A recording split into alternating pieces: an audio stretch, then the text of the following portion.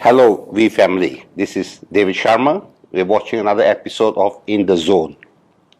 We are honored today, once again, to have our mentor, our founder, Dr. Sri Vijay with us. And once again, it's a great honor. Welcome, Dr. Sri. Dr. Sri, there's a African word, and I hope I'm pronouncing it the right way, Ubuntu. Ubuntu. And it talks about humility. Yes. Dr. Sri has taught us a lot about rhythm, raise yourself to help mankind, and this has become part of our culture. It makes us unique in the corporate world. Now, from a networking point of view, especially for the networkers, and I think even for the corporate, how would Ubuntu relate to rhythm and to our daily lives, for example?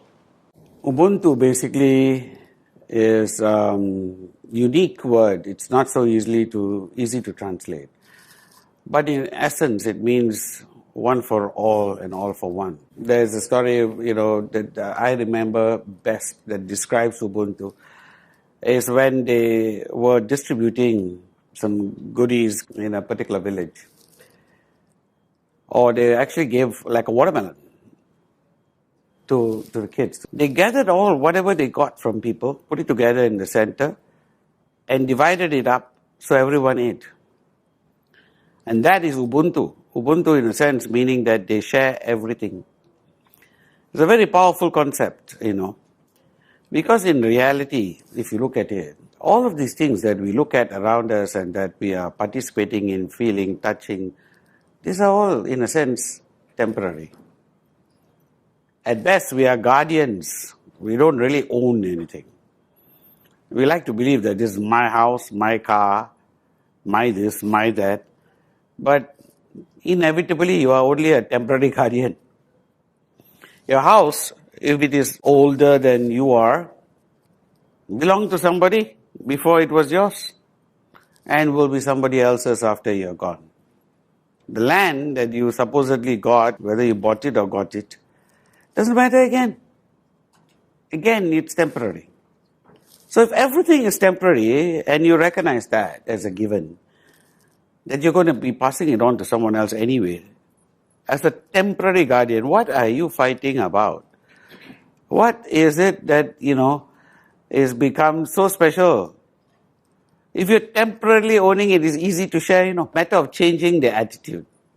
The instant you think it's ours, as opposed to mine, it's so much easier.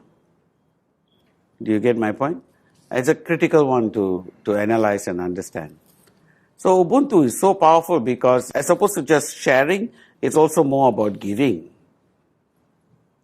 They give freely and they work freely. So Ubuntu is when everyone gets together to dig a well or dig an irrigation canal. Everyone works together. And there is no issue of he did so much, I did so much, giving a plaque, for contributing so much, this and that. Nothing of that. We do the best that we can to the ability we can, and we all share as we can. So rhythm is essentially based upon that. We all bring different assets to the world. We have different skill sets. Just because you cannot see a particular person's skill set does not mean that it is not of any value. A musician has a different skill set and a different place in society. A scientist has a totally different one. Does not mean that a musician is any less to a scientist or vice versa. They each contribute in their own fashion. And you need them all. Are you with me? And there are many times in my life where I've stopped in a subway station or by a bus stop somewhere and a busker comes around, a busker meaning these people who play music, and collect coins in a hat. And some of these buskers have enriched my life for just that moment. Sitting there and listening to someone play something that I have loved from early childhood, suddenly come to mind, changed my whole day. And how do you repay that? How do you go back and repay that person? So in the concept of rhythm, you pay it forward. The things we have received throughout our childhood, from teachers, from parents, from aunties, from uncles, from grandparents, from neighbors, people who have gone out to help you and done things for you that you cannot really put a calculate a value to. How do you give it back? But what you can do is give it forward. So the concept of rhythm is simply that. First, raise yourself, raise your standards, push it to the best that you can possibly do. Next, give it back. And it says mankind. It doesn't say give it back to your children, give it back to your loved ones, give it back to, whoever you want. It says to mankind. And that is precisely it. You have spent your whole life taking from others. People have been giving you, and you have not even realized it. You stopped under a tree that protected you from a rain. Somebody planted that tree. Are you getting my point? And we need to be grateful for that. You've taken water from wells that you did not dig. You have taken from the world, from nature, from society, from life. Giving back is the single most important thing that you can do. And hence, that's the concept of Ubuntu. It's a concept of rhythm. It's in fact the circle of life. When we keep on taking and we only know how to take, we will destroy this planet, the legacy, and what we leave behind for our children. We have to learn to give. We have to learn to plant. See, seeds grow into mighty trees without a single noise. But when that tree falls, there's a thundering explosion. In the silence of our hearts, in the silence of our minds, in the silence of our actions, we need to give back. We need to plant trees that will give shade to generations to come. Thank you, Dr. Sri. Just moving forward, would this also relate to, Dr. Sri always likes to talk about attachment, detachment. Would this be in a way connected to what Dr. Sri just explained to us? Totally. If nothing is truly yours, what is there to be attached to? Attachment is ultimately, the greatest disease that we all have. It's a viral thing, actually. We pass it on to our kids. When we get attached, they get attached. They also learn attachment from you. Monkey see, monkey do. So, unfortunately, this viral disease of attachment is something that all of us pick up. Nothing that you are attached to, absolutely nothing. And this applies to people just as much. No one that you're attached to and nothing that you're attached to will follow you. When it's time to go, you go alone.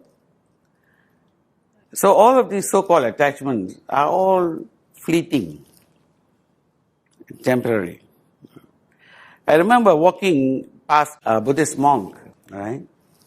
Small space that he was living in, and there was only one picture on the wall, one sign. It wasn't a picture, it was a sign.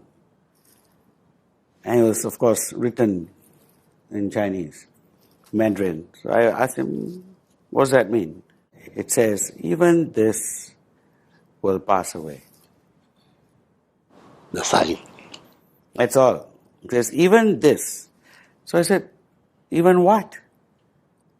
He said, everything. What stays? What remains? Now this moment will pass away. Everything you're attached to will pass away. So if you realize that, then you will get to a better state, a better place in your mind, where everything that you have around you, you're a temporary guardian, and you treat it as such. You're not shattered by failure, you're not shattered by success. You're not uplifted by success, you're not in ecstasy, nor are you, down in the drums. Both things are just happenings in your life, and they keep on happening. Rain and shine are inevitable. The problem with our generation right now is that when it rains a little bit too long, they go to the nearest bridge.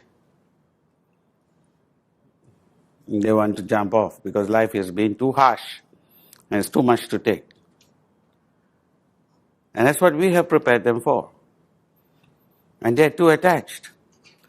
Depression is unfortunately a disease that comes with luxury. You go down to the slums in Mumbai, the slums in Delhi, the slums in any part of the world, in Johannesburg, and these people who are living in the slums, they are not lining up to jump off the bridges. The rich kids drive up in their Mercedes-Benz with their Louis Vuitton bag, which they'll keep there, and their Jimmy Choo shoes, take it out, and then they want to jump. So that is the sad state of affairs. Truth of the matter is there is absolutely nothing that we need to be seriously attached to. And if we can reach that stage of mind, then success and failure will be just another stepping stone. And life becomes extremely, extremely interesting. And it truly becomes a journey. I agree, Dr. Sri, and I am sure you have done a lot to help us, because the spear of silence, for example, 2 minutes from the abyss, are possibly the best ways to achieve or to understand rhythm and to practice it. Thank you very much, Dr. Sri. And I'm sure we have some questions from the audience. Ishwari, would be happy to give a question? Does this philosophy actually curtail individual freedom? Basically, when you are taking, you are sharing with others as much as you can. There's nothing individual about taking. But when you're giving, what you're able to give must be something that's limited to what you're able to do. Are you getting my point? So, individual freedom is, if for instance, you're a better musician than the next man, then you want to play a violin and give that. You can't dig wells.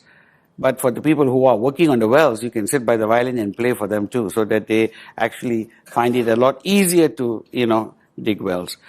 So each of us are, in a way, blessed with a different strength, a different skill. And our strength and skill is always individual. And that's what you bring to the world. Are you with me? But it's the taking where we want, essentially to be individual. The taking is when we need to basically not be attached. So Ubuntu, in sense of the words, limits the taking. It says, don't take more than you need, in essence. But when it comes to the giving, give far more than you can. So individual freedom is only limited, because we limit ourselves. No one can limit you. No person outside of you can limit you. So you need to be able to give as much as you possibly can, which is why rhythm is so powerful. Raise yourself is about you, not anybody else. Raise yourself. Push your standards. Break your standards. Become the best you can be. That is individual. But when it comes to helping mankind, there you don't be selective. I want to only give the money to my kids, give it to my mother, to my neighbor, to my, friends, to people I like. People I don't like, don't want to give. This is not how it works. Thank you. I think we have also another question. Stevenson? I'd like to ask you a question on this Ubuntu philosophy. Our society is changing and keeps changing, and to a point where our society is losing a sense of community. Why? Because we hardly have, for example, neighborhood parties. We do not have gatherings as a community. I also notice people on trains are glued to their mobile phones. People hardly interact with one another. People seem to want to be always in isolation and not connected. And even if they are connected, are they really connected? Like in this room, we are all gathered here, but are we connected? So is it the technology that has made us to become individuals rather than communities? And how will this philosophy of Ubuntu help us to regain our humanity? I was in Trinidad attending the Commonwealth conference at the time. And there was this lady there who asked this question. She says, what do I do? Because I'm not talking to my daughter anymore. She basically is always on the phone, constantly. So what do I do? So I looked at her. She says, I'm losing my daughter, she says. She says, my daughter is being cut off from the world. So I looked at her and I said, it's not that you're losing your daughter. It's just that she's speaking a different language. You want to speak to her, get onto the phone. Maybe that's the language we have to learn to speak. Are you with me? You see, every generation has this same story. If I was talking to your grandfather, he would say that I lost my grandson.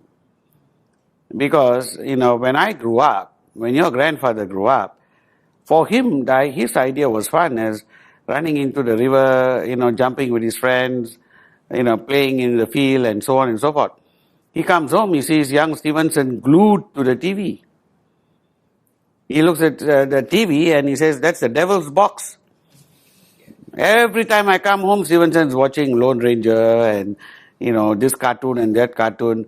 And I have to stop Stevenson from watching that box. Your grandfather wanted to burn your TV set. Now, did Stevenson actually, lose himself? It's just that the language changes with every generation. And this generation has its own language. So, I have the same problem, when I need to talk to my nieces and so on. Sometimes we are in the same house and still I send them a message. Dinner's ready, come on up. Because we learn to speak their language, basically. Are they out of touch from each other? I think just about as much as we were. Just about as much as we were. But at the same time, it's going to be very interesting to watch what happens to their kids